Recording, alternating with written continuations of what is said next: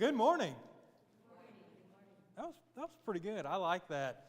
I've been with the home for about 11 years total. I used to go out and talk about the home and say we've adopted 4 children so far, and my wife made me stop saying the so far part. But you'll meet our little guy, and he's with Mama right now, trying to go to class. We'll see how that works, but he's 4. And sometimes you do get presented with some youngsters that you just fall in love with, and they need somebody, and you make them your own. So it happens. But please, when they come in for worship, whatever, meet Cam, and he's a joy to us. And so Fairhaven's been around for 61 years now. We started off as a residential treatment facility. That was our license under the state of Missouri. Missouri is very limited on some of their licensures. And so we worked great under that license for almost 60 years. But then we started struggling with the juvenile judges placing kids. And our main goal is to take care of kids. Kids that are in need. How can we help them the most, and how can we introduce Jesus into their lives? Take care of their physical needs, their emotional and social needs, but then their spiritual needs as well. And we try to be all-encompassing there as best we can. A lot of these juvenile judges started looking at us as a residential treatment facility, because that's what our license is and was. I say is, it was. And they didn't want to place kids with us. And the judges have the ultimate control on where kids are placed, because they were viewing us as a dormitory-style setup. And we're not that at all. We're a campus of ranch-style homes.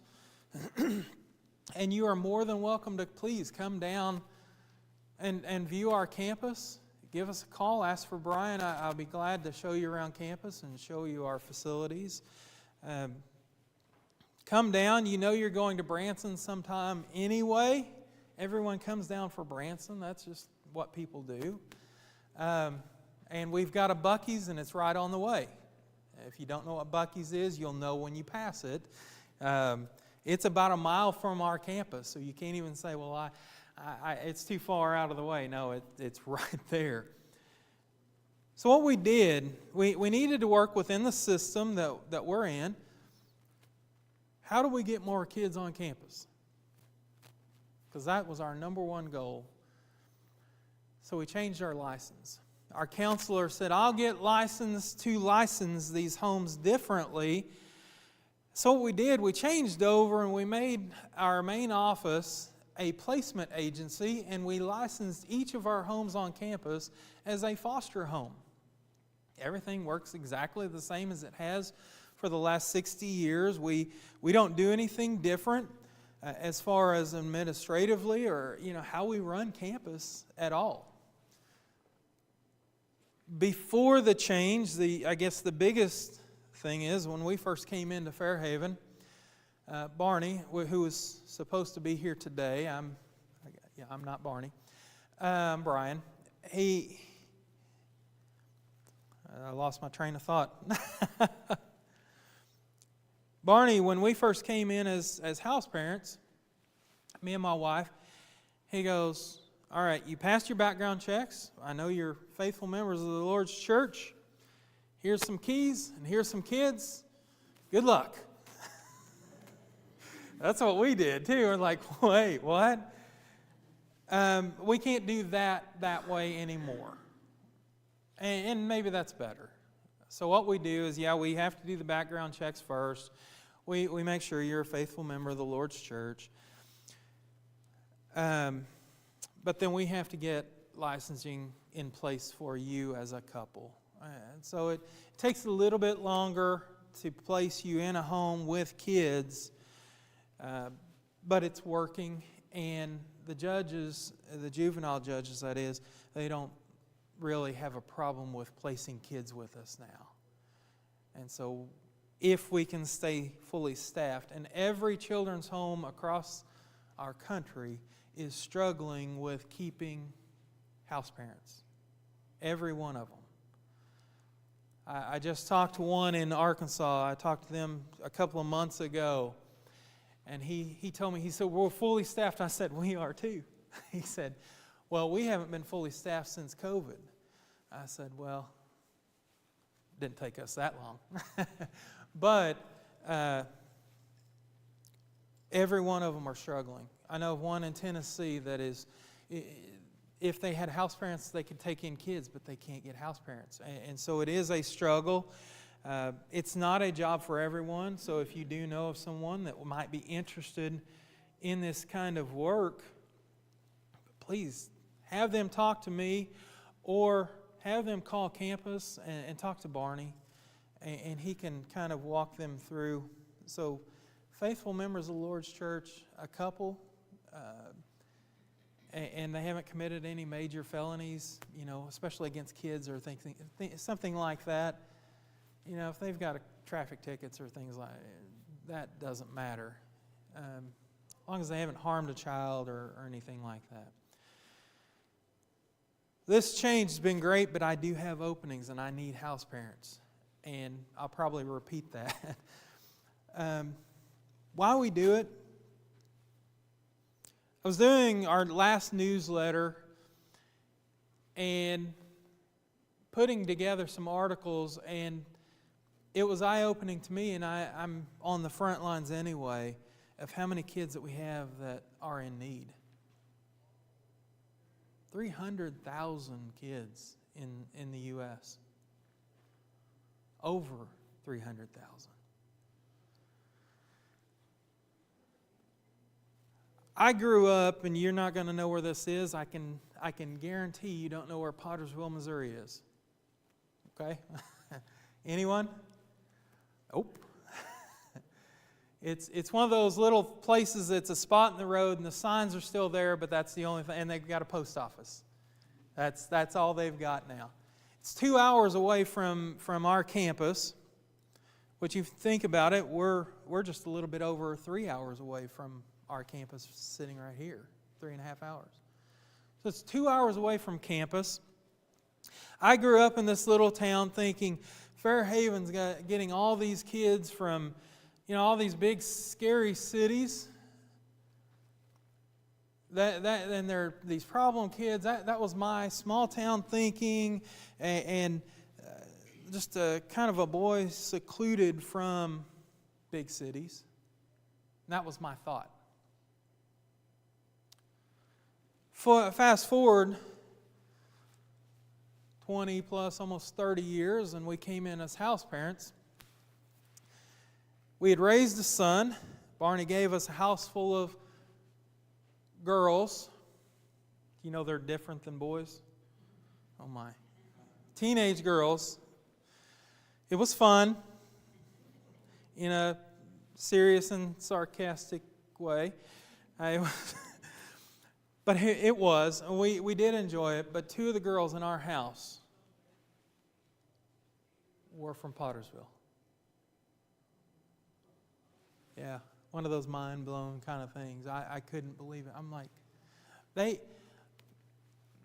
we took these girls, all these girls, we went and visited my aunt and uncle who still live in Pottersville, and those girls, they got to talking to my uncle, and he said, oh yeah, I know your dad. And so, they knew my family, of course, very small community, but they're not somewhere else. These kids that are in need are not somewhere else. They're right here. They're right next to you. They're your neighbors. Whenever I get to talking about this, I can almost always pick out the school teachers because they start nodding. They see it. They know the kids that are hurting. Why do we do it? Because there are so many kids that are hurting. We're the only children's home in Missouri that's overseen by the Church of Christ. We're the only one. We need to help these kids. Deuteronomy 14, 28 and 29 talks about, it was written in the law that the 3-year tithe was to be laid up within their gates, and the widows, the orphans, the Levites, and the strangers could come and take as they pleased. So even going back to the old law, God made sure that those who were in need were taken care of. The Levites, they had a job, and that was to be provided for by God's people, right? Because they were the priests. The strangers, and God tells them at different points, you know what it's like to be a stranger passing through someone's land. So you take care of the strangers when they're passing through your land. The widows at that time often couldn't own businesses. They really couldn't provide for themselves. We know some did, but as a general rule, they couldn't. You take care of them. And then the orphans.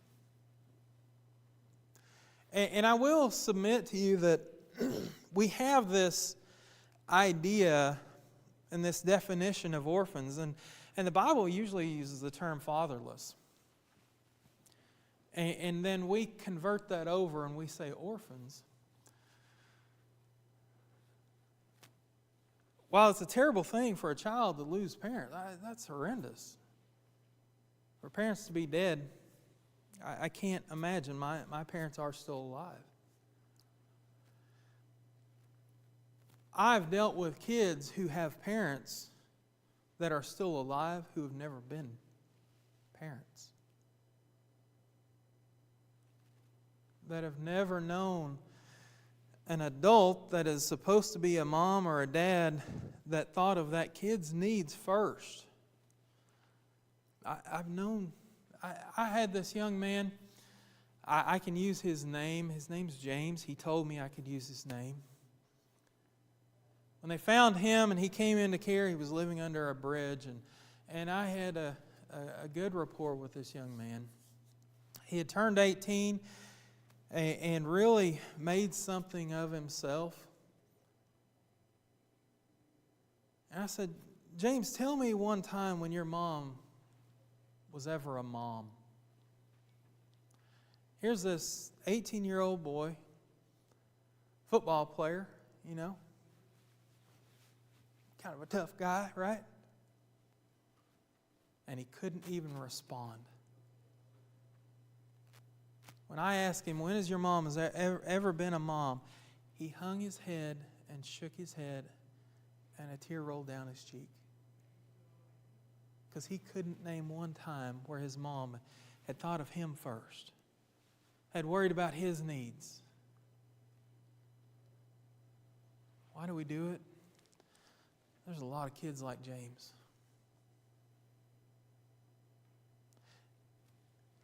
When I think about what we do and why we do it, I think about Jesus too in Matthew 19. And the parents were bringing their little ones to Jesus. And the disciples, we know what they did, right? They said, no, leave Jesus alone. They rebuked these parents, and Jesus then, he rebuked the disciples, didn't he? He said, no, let the children come to me. And in one of the instances that it gives us the account of what was happening, it even says that Jesus took them up in his arms.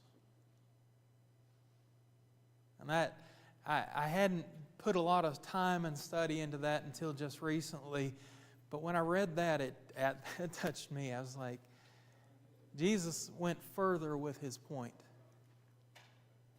He rebuked his disciples, but he's like, no, come here. And he picked those little ones up. That's how Jesus feels about these little ones. I was telling,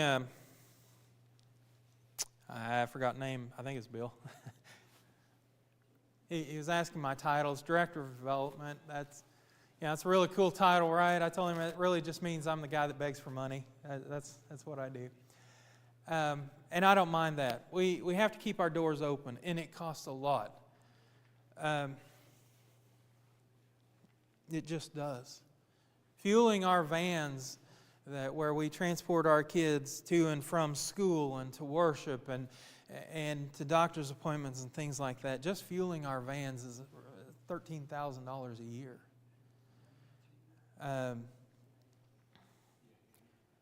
We do have several congregations in our area that have a food pantry that they put aside for us every month, and then every 3 months we send a truck around and we do a food run to those places for non-perishable items. But even that, just one of those food runs can be a couple $100 easy.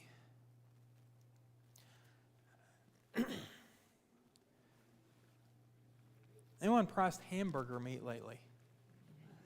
Yeah. I've got to update my notes because I wasn't looking up prices. I put $3 a pound, so you can laugh again. But you think about if we had all of our kids on campus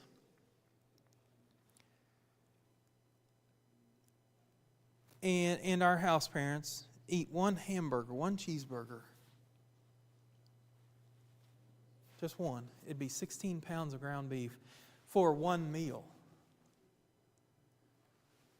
Now, our little guy, he's got an older brother that is still on campus. He's 15 years old. He came in at about this tall, and now he's this tall. He's taller than me. Kind of husky. Do you think he eats one cheeseburger? He would eat 4 if we'd let him. We do have to go, okay, it's enough. You got to stop. But 16 pounds for one cheeseburger for every single person. 16 pounds, one meal. These crazy kids, they want to eat more than one meal a day. What are they thinking? But they do. And, it does get expensive. My wife, she told me several times when she's come with me, she's like, talk about the green beans. I was like, yes, ma'am.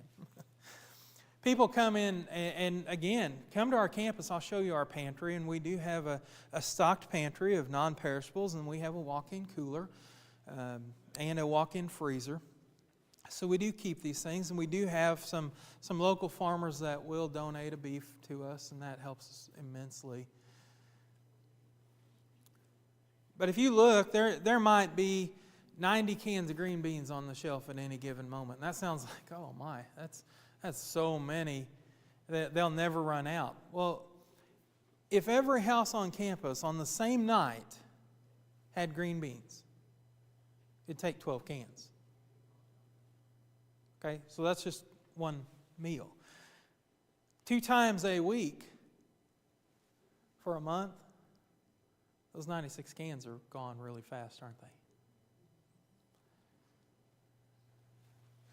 Anyone's electricity or fuel or gas going down? Because if it is, then I'm living in the wrong place. Because it's just getting more expensive. That's what we're facing. We're facing other things. I'd like to blame COVID, but just the way of the world. Most congregations' attendance is down as well, right? Just it is what it is. I know there are some folks that have gotten used to being at home or feel safer at home. My dad is one of those. I do understand. My wife almost died from COVID. She was on the ventilator for 3.5 weeks. When you see her in a little while, you won't believe it. Okay, but I almost lost her. So I get it. I understand. For whatever reason, congregations' numbers are down, contributions are down, and congregations have to make decisions on, well, do we pay the light bill? Do we pay the preacher? Do we support the children's home? These are all real considerations that you have to think about and to consider when you support a work like ours. And we do need we've got to keep taking care of these kids. These kids are in need. And we've got to find the best way to do it, the most economical way that we can do it. We work hard to do that. And so, what we really need is prayers. That's our real need. It really is. You know why my wife is still alive today? Doctors did a great job. Nurses were wonderful. But I had a lot of people praying for my wife. That's why she's still here. Why is the children's home still where it is and doing what we do? Because people are praying for us. We need your prayers. I was taught a lesson on prayer. We first came in to Fairhaven in 2009. Just house parents, that's all we were. We were happy to be doing it. We went down to the pantry and we got what we needed. Went in the walk-in cooler and there was no cheese. Now, I'm one of these guys that there is nothing that doesn't go with cheese. And I have kids that go, what about cake? I'm like, cheesecake. I'm like, oh. Cheese is on everything. I just love cheese. I do. And we walked in the walk-in cooler. There was milk, there was eggs, there was butter. There was no cheese. So we went up. If you ever call campus, you'll probably get Donna. She's our receptionist for the last 127 years. I think she's been there. She's been there forever. She played on our campus before it was even the campus, when it was just a farmhouse owned by someone else. So we went to Donna. I said, Donna, can we get cheese? She goes, well, it's expensive. I have to buy it for every house. I'll ask, but I don't know. I said, okay. So I went home. We made our meal with the young ladies when they got out of school. And we sat down, and we gave thanks for our food, and we asked God for cheese. You ever prayed for cheese? No, you haven't. Because when you need cheese, you just go get it, right? Well, we couldn't do that. We could, but we had a limited budget on what we could do. And so we prayed for cheese. A week later or so, Donna called the house and she said, I was able to get cheese. Your house number is on yours. Come get yours. And we went home and we gave thanks to God for cheese. But God wasn't done teaching me. I thought, man, okay, I've got this lesson. I've got it. A month later, I found out some information. I found out that there's a craft factory plant, whatever you want to call it, in Springfield, Missouri, which is just a few minutes from our campus. And they called. Hey, do you want some cheese? Oh, sure. Are you sure? Yes. Yes, we do. Now, I call them Gaylords. There's probably a different name for them. It's a pallet size cardboard box about so tall. Okay? And you've probably seen pumpkins, watermelons, something like that in them in stores, right? You know what I'm talking about? They gave us 4 of those. Full of cheese. We had sliced cheese, block cheese, shredded cheese. We had cheeses I couldn't name the name of it. We were giving cheese away. We were freezing cheese. We had more than we knew what to do with. And I learned my lesson. It's okay to pray, but don't forget that God can bless you above what you think or you even ask. Because He did. And I learned my lesson. And we used to pray for patience. And I kid you not, we got a young lady named Patience. And I kid you not on this as well. She taught us more patience than any other kid that came through our house. Real life, you can't make up these things. This is real life. Pray for us. our house parents that do come and work with us, and I want to tell you again, even if you think you're not going to be good at that or you couldn't do that, I bet you could. Do you eat meals every day? Did you raise kids or are raising kids? Do you know the basics of what kids need? I bet you could do it. I'm too old. I'm too young. You know what? Try. Our last set of house parents that retired. Now, we did have some that just resigned. They're moving on to a different work. But we had some that retired, and they were like, we're done. He was 82. Okay? So you might not be too old. Now, his wife was younger. She was in her late 60s, but still. You might not be too old. We try not to take younger couples. Just most of them are newlyweds. It can be stressful for a relationship, so we don't want to strain on a relationship, especially a new couple. But we've had some in their 20s, late 20s, that did a really fine job. And they were good about when they needed help, needed assistance, they called one of us and said, hey, how do I handle this? And we helped them through it. We have a counselor that's on staff who's a member of the Lord's church who meets with all the kids, but he will meet with the house parents too. And so if they're struggling with something or how to deal with something, he can help them through that. We need prayers more than anything. We have house parents that come in with their own kids who live on campus, and some kids grow up on campus. And they need your prayers, because those kids that come in with their parents, they give up a little bit, maybe a lot. They give up a lot of time with their mom and dad that they have to get shared with the other kids that are in the house. And so there's a lot of sacrifices that go on. Pray for our house parents. Pray that we can stay fully staffed with house parents. Remember us in your will and your estate. I know if you go through, lived in Chicago for a short time, if you go through one community up there, there are signs everywhere in this community that says leave a percentage to the temple.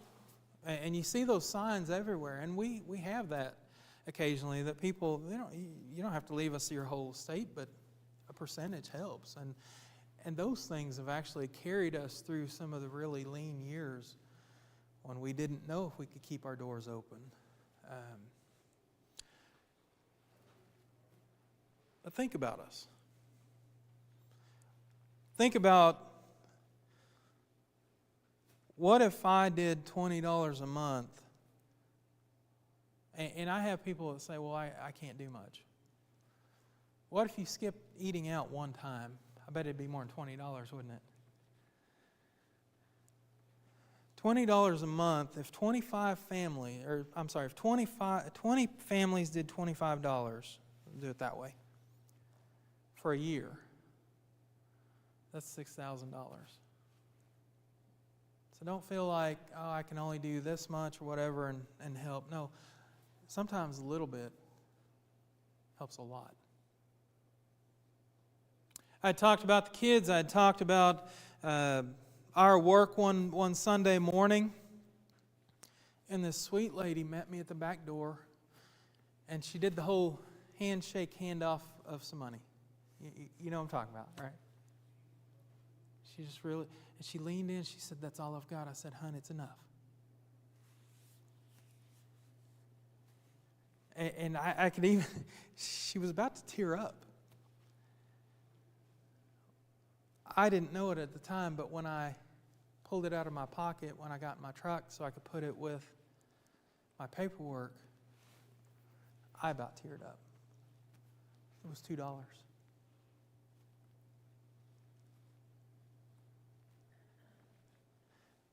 I've had people hand me thousands of dollars before. But you know which one I remember the most? That sweet lady that gave me the $2 that she had. Who made the most difference? To my heart, that lady with that kind heart with the $2. I think we might have a Bible study or story about something right along that line, don't we? These kids come to us hurting. They're broken. And we work to put the pieces back together. The girls that we adopted, we tried to mend them. They came in. 3 of them are siblings to each other. We adopted one first, and then we adopted these 3 that were siblings. These 3 came in. The oldest one was about 16 when they got to campus. The others were 13 and 10. The oldest one was the only one that could read. 16 years old, and all she could read was about a first, second grade level. She knew some words. I'm not against homeschooling. Please don't throw anything at me if you homeschool. I'm not against it. We've done it with some of our kids. But if you're homeschooling, just make sure they get some schooling. Please give them a future. Those girls that we adopted are not an isolated case either. We're getting a lot of kids that parents do not want to be outed. They don't want the school system to find out that they're abusing their kids. So they homeschool. And then their kids don't interact with other kids, and nobody gets told on, and it doesn't get outed. And it's happening a lot. Again, I'm not against homeschooling. It's great. There's some good reasons for it, and there are some benefits to it. I'm not against it at all. But we are seeing that. And Missouri has some very lax laws on homeschooling, which is good and bad. We got all of our kids through high school. I've read a lot of Dr. Seuss, okay? A lot. And now that we've got our little guy, I'm reading again, okay? But these kids, they come broken, physically abused.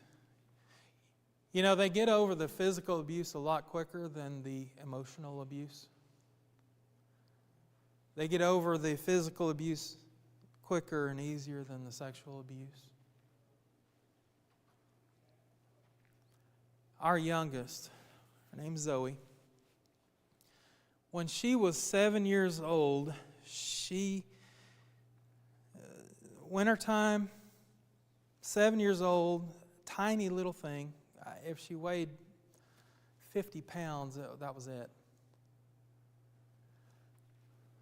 Mom shoved her out the front door and told her, he doesn't think you're his. He doesn't want you in this house. And she locked the door on this 7-year-old. Her siblings snuck her in the back door, hid her, and even though they had very limited food in the house, they would sneak her some things until it kind of died down a little bit, and she was able to kind of come out in the rest of the house. But that doesn't just leave you. That's up here. We've all got scars, don't we? We've fallen down, we've cut ourselves, we've got scars. You know what? I can pick out a few of my scars and tell you how that happened, but a lot of them I'm like, I don't have a clue. But when we get hurt here, we remember where those scars are from. And it changes who we are. And it takes a lot of patience and time and courage, understanding, to help these kids get past those damages, to help them mend. And I want to say, and I will open it up for some questions. We've got a few minutes left. The last thing I really want to say is thank you. Thank you for being a part of what keeps us going. Thank you for continuing to help us help these kids. You'll meet our little guy. Just go up and say, "Hi, Cam." Act like you know him, because he won't know any different. And he'll probably take your hand and walk off with you. If he walks 20 feet away from us, he's yours then. But yeah, he loves everybody. He's just a loving little guy. Any questions, please, feel free. How many kids do you have right now? You know, I don't know. Give me a second.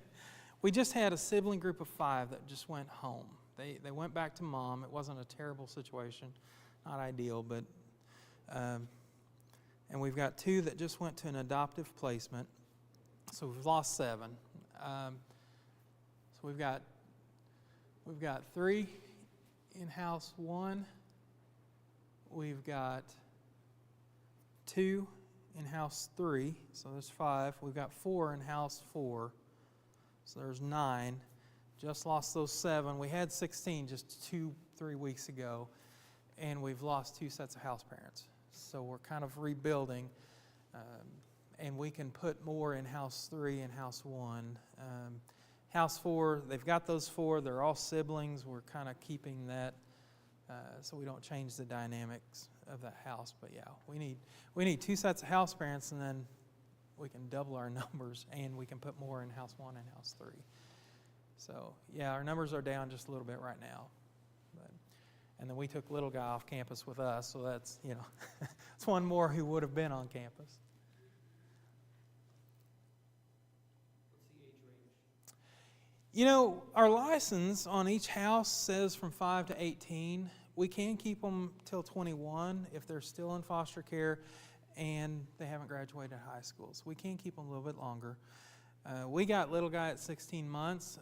We had the sibling group of 5 had a 4-year-old and a 1-year-old, and we were able to get a variance on our license for that house because it was a sibling group. And so the state's really good about working with us there.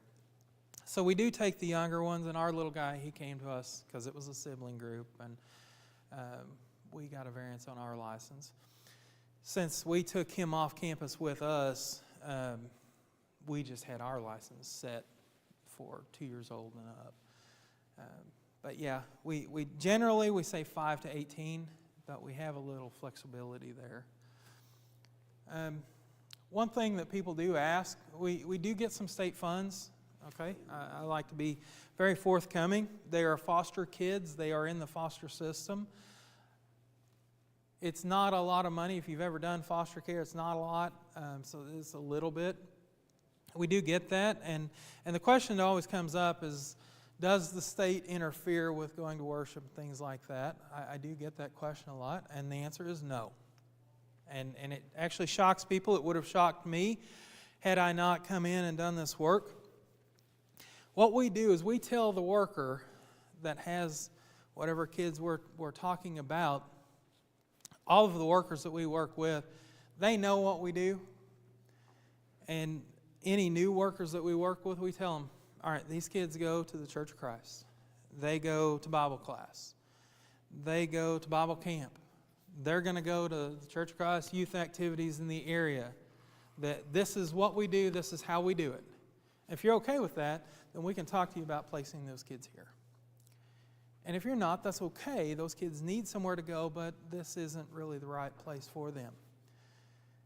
In 60 plus years, we've only had one situation where that was a problem. Worker called us and said, she wants to come here. I love your campus. I love what you do, but she wants to go to XYZ denomination. Well, thank you for calling, but that's just not going to work for what we do.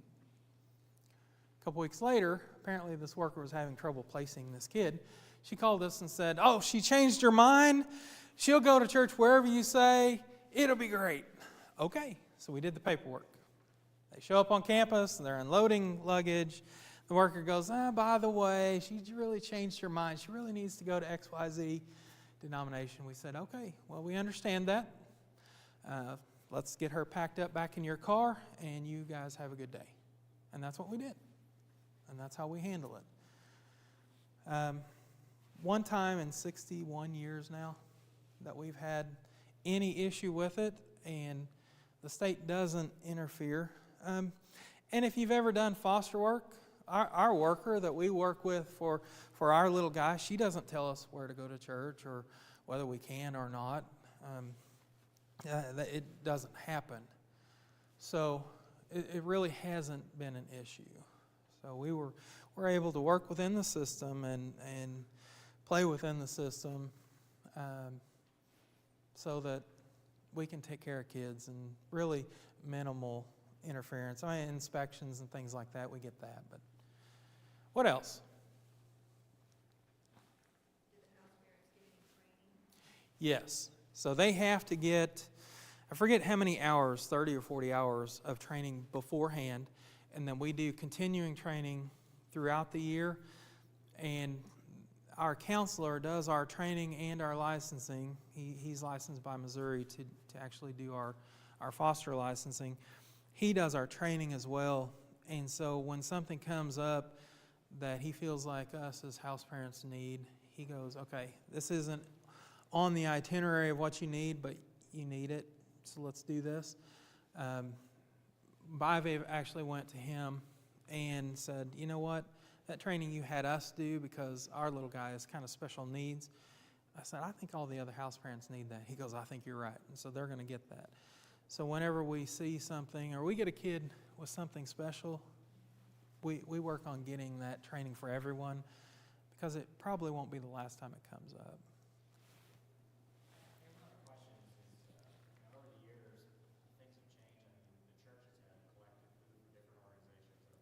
Yeah. Are you guys equipped for like directions from Amazon and Walmart and all those kind of things? Because it saves you from having to collect it, shows up at the door. I mean, do you have that mechanism in place? We do in a generic sense.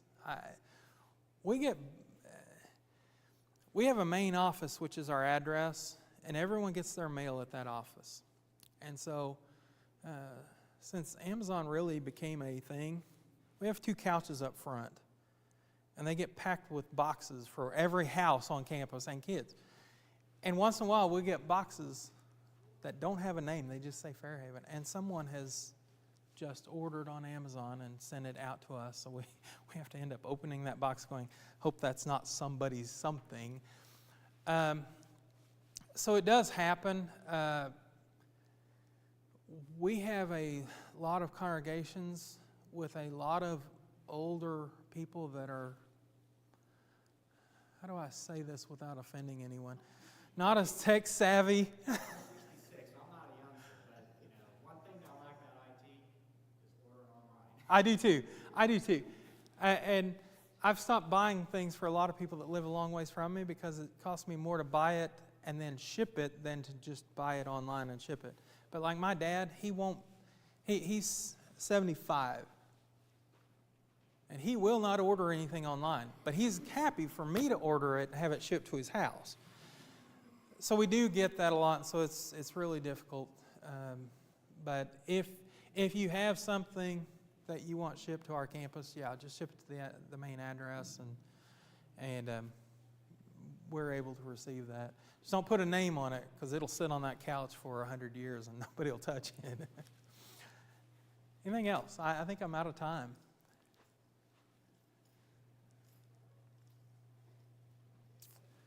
Any questions you have for me? I'm going to be around all through worship, of course, and feel free to ask my wife. She'll be wrangling our little guy a lot, but she's been on the front lines as a house mom, so she's seen that side of it. And anybody that needs free rent, they're a couple, they're members of the Lord's church. You get a kitchen that has 2 cook stoves, 2 microwaves, 2 refrigerators, a table that seats 8 to 10 people, 6 bedrooms, 6 bathrooms, 2-car garage. talk to me, and a salary. So we pay the electricity. We've got fiber internet, and so you don't have any overhead coming to our campus at all. Please, if you hate your job, that sounds funny, but our house dad, I met him. I was dropping off some of the kids that were on campus. They were going on a float trip with a local congregation. I just got to chatting with him, and I said, man, you know anybody that hates their job? He goes, yeah, I do. He's in House 1 now. So I'm not going to stop using that. So if you have any questions, please feel free to ask me or my wife, Samantha. You can ask the little guy, but you won't get the same answer from him as you would from us. And please feel free to say hi, Cam, or give him a fist bump. Or he'd probably give you a hug. Take his hand, walk him down the hall. I won't make you keep him, okay? Thank you so much. I appreciate it.